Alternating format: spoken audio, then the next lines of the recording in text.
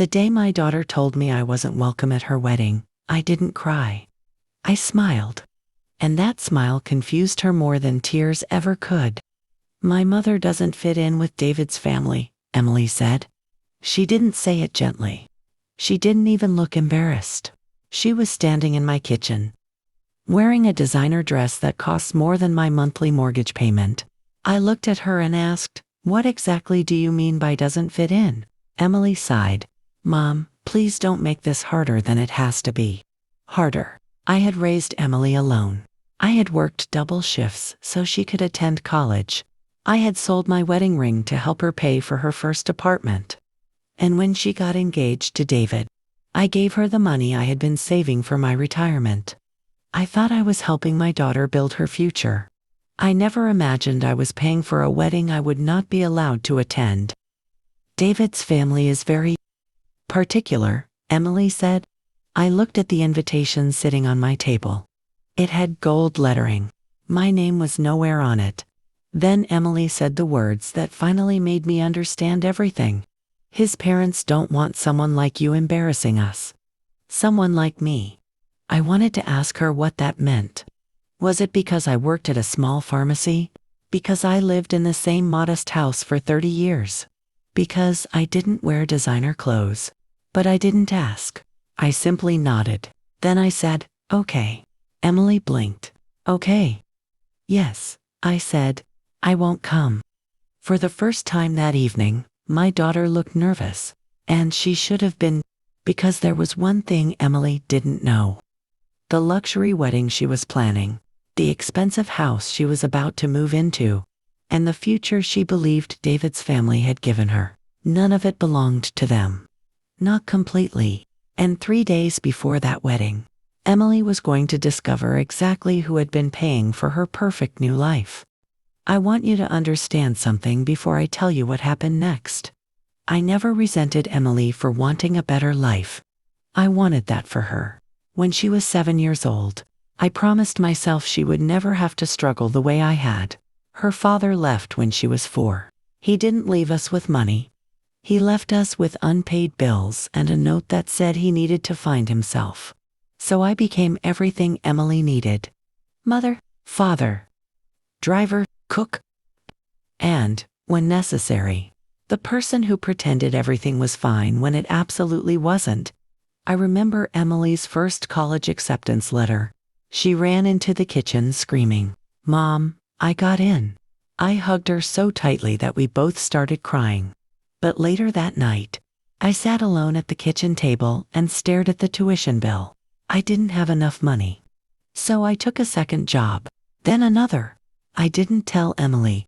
I didn't want her to feel guilty for chasing her dreams. Years later, when she met David, I was happy for her. At first, he seemed polite, but his family was different.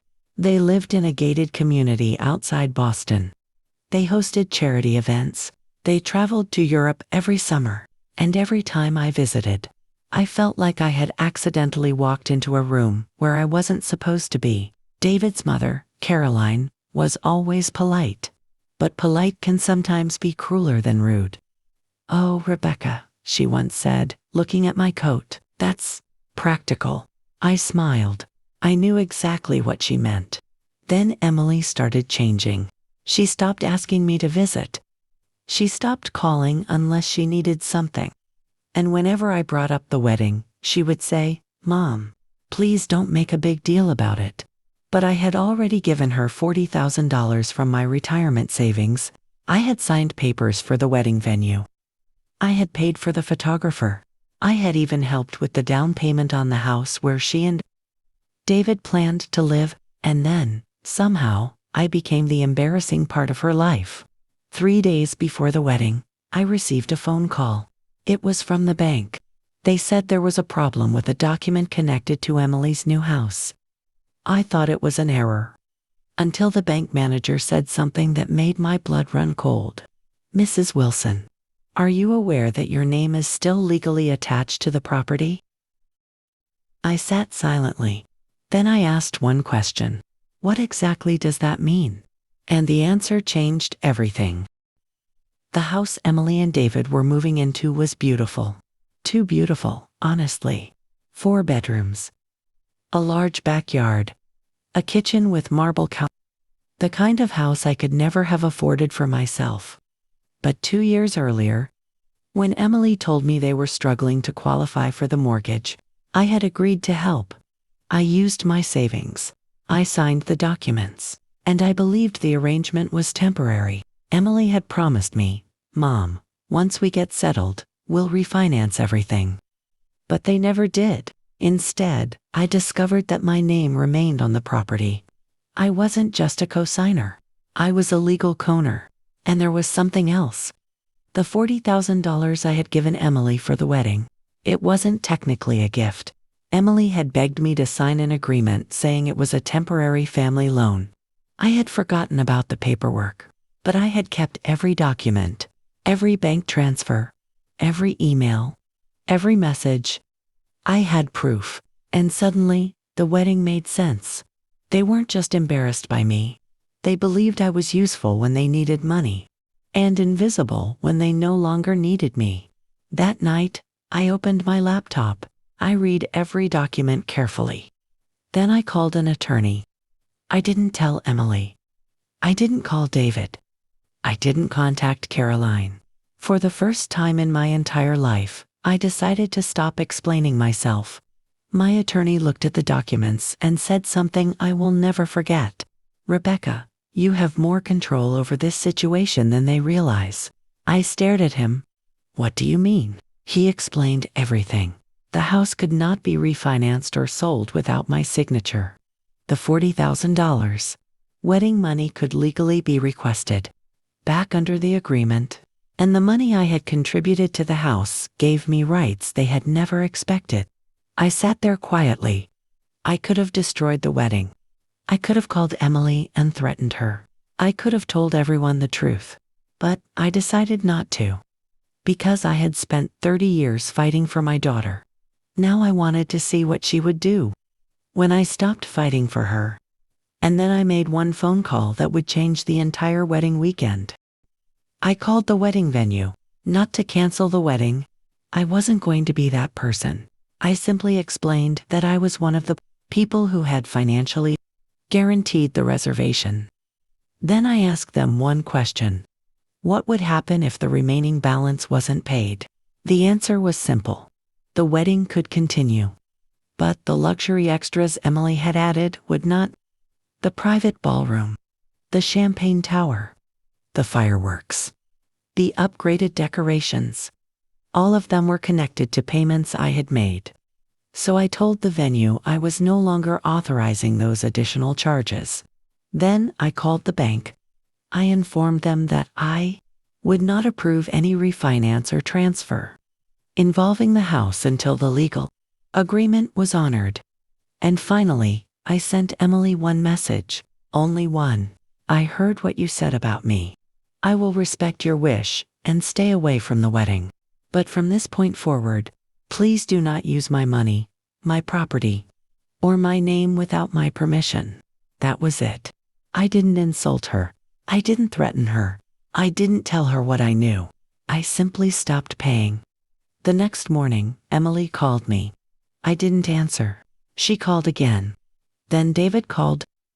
Then Caroline. I let every call go to voicemail. Finally, Emily sent me a message. "Mom, what did you do?" I stared at those 4 words for a long time. Not, "Are you okay?" Not, "I'm sorry." Not, "Can we talk?" What did you do? As if I had attacked her. As if protecting myself was a crime. So I replied with 4 words of my own. "I did nothing, Emily." Then I added, "I simply stopped." That night, I received a message from David. He said the wedding venue was demanding payment. He said the house paperwork was suddenly a problem. He said Emily was crying. And then he wrote, "Your daughter needs you." I looked at the screen. For 30 years, I had been there whenever Emily needed me. But now, for the first time, I needed to know whether she needed her mother, or just what her mother could provide. The next morning, Emily came to my house. And this time, she wasn't wearing a designer dress. She was crying. Emily stood on my porch for almost a minute before saying anything. Then she whispered, "Mom, please." I looked at her. "Please, what?" She started crying. "The wedding is falling apart." I didn't say anything. She continued, "David's family is furious. The venue needs money. The house paperwork is a mess. I didn't know you still had rights to it." "I know," I said. She looked down. Then she whispered, "I'm sorry." Those were the words I had waited years to hear. But strangely, they didn't feel as powerful as I thought they would. I asked her, "Are you sorry because I was excluded from your wedding?" She started crying harder. I was ashamed. The truth finally came out. She was ashamed of my clothes, my job, my small house, my ordinary life. She had convinced herself that becoming successful meant leaving behind the person who helped her get there. I could have taken everything: the house, the money, the wedding. I had every legal right to protect myself. But I didn't want revenge that destroyed my daughter. I wanted a boundary that protected me. So I told her the truth. "I will help you solve the house situation.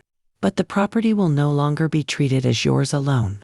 And the money you borrowed for the wedding will be repaid." Emily nodded through her tears. Then I said the one thing I had wanted to say for years: I will never again pay to be loved. The wedding still happened. It wasn't the extravagant event Emily had planned. There were no fireworks, no champagne tower, no performance designed to impress people who had never truly cared about her. But it was real. And this time, Emily asked me to come.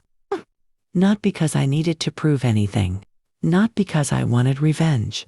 I went because I was her mother. But I stood in the back. And when Emily saw me, she walked toward me. In front of everyone. Then she said, "This is my mother."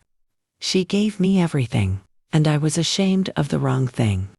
For the first time in years, I cried, not because I had won, but because my daughter had finally understood.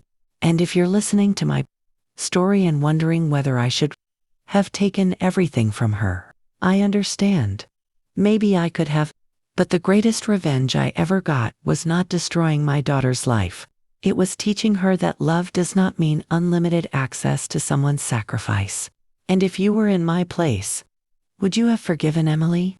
Or would you have walked away forever?